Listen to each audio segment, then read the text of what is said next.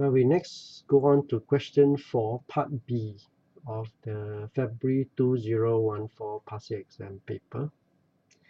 Now, this question is a DC discharge and charging, capacitor charging kind of question.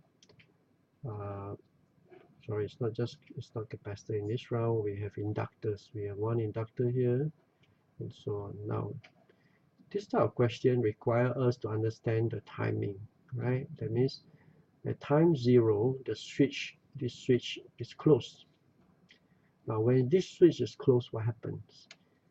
Electricity will flow, right? The current will flow from here down to this path as well as down this path. So what this question wants us to do is, number one, is to calculate the time constant of the circuit. That means the current flows is sort of like there's a charging effect, right, when the current is flowing through. But for the inductor, it's still working the other way around. So we want what is the time constant of this circuit. Now, time constant is derived from understanding the RC combination of this circuit. Number 2 is to determine the steady state value of the current ILT and the voltage VT after the switch is closed. That means I need to calculate the IT after a long time when everything is stable. And I need to calculate what is VT after everything is stable. Okay. Right, at the instance when, okay, for A, at the instance when T is 0, that is when the switch is closed, effectively the voltage, this 10 volt is applied here. So we are looking at the resistors 20 ohm in series with 2 resistors, 10 ohm and another 10 ohm. Okay, that's the resistance. And inductor, effectively we are seeing something like this with another inductor here. Alright, so this is 100 millihenry and this is 100 millihenry.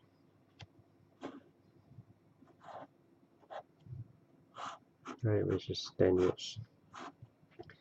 So we need to calculate what is the resistance at the time. So resistance is 2 in parallel with 2. So there's 10 ohm plus 10 ohm in parallel with another 20 ohm. So that gives me a total resistance of just 10 ohm. Similarly for the inductor is 2 in parallel, that means 100 millihenry and in parallel with 100 millihenry, and I add on to another 50 millihenry inductor.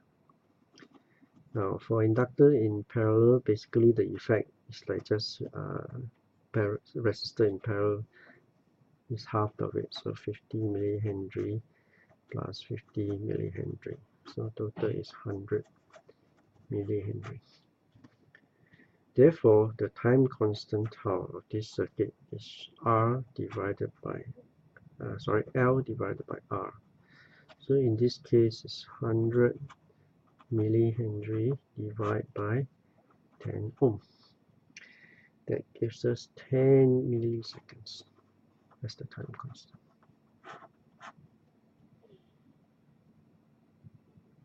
Okay. Now, part B of this question, or rather part 2 of this question. I'm sorry, this should be part 1.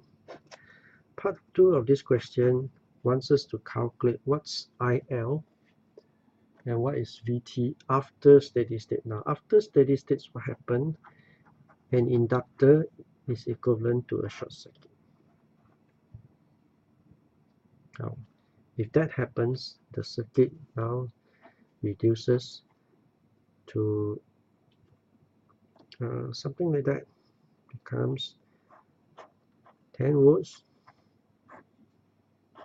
resistor 10 ohm, Another resistor, 10 ohms, but this time instead of 20 ohms here, I have a short circuit. In other words, the voltage across here, Vt, will eventually become 0. And what's the current flowing through here now? Current flowing through is actually the voltage, 10 volt, divided by the total resistance going through. Remember, this resistance is already short, so it's only 20 ohms left. So it's actually 0.5 amps. Steady state current and steady state voltage. Alright, so that's the answer for part B of the February 2014 question 4 past year exam paper. Thank you for watching. I hope you learned something today.